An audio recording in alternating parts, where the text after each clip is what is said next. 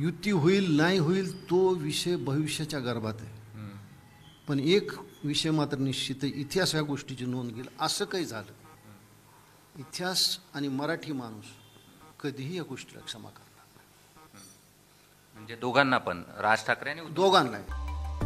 राजकीय वर्तुळात सध्या सर्वात मोठा प्रश्न आहे, मनसे आणि शिवसेना ठाकरे गट एकत्र येणार का?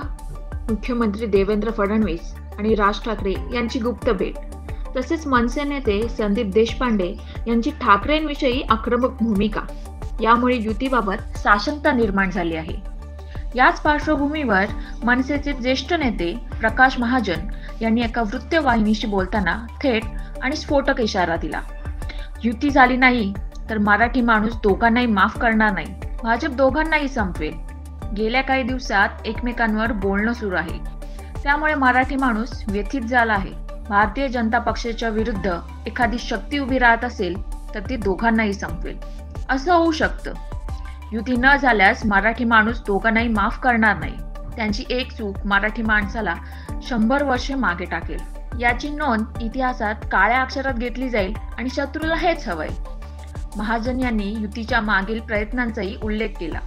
ते म्हणाले, जेव्हा शिवसेना आणि मनसेच्या युतीची चर्चा होती तेव्हा मनसेचे ज्येष्ठ नेते बाळा नांदगावकर 2 वेळा मातोश्रीवर गेले होते.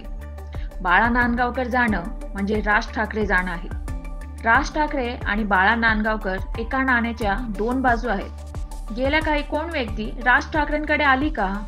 महाजन यांच्या या वक्तव्यामुळे युतीबाबतची उत्कंठा शिगेला पोहोचली आहे. एकत्र आले तर मराठी मतांचं बलस्थळ तयार होईल आणि न झाल्यास इतिहास दोषी ठरवेल, हेच प्रकाश महाजनांचे स्पष्ट संकेत आहेत.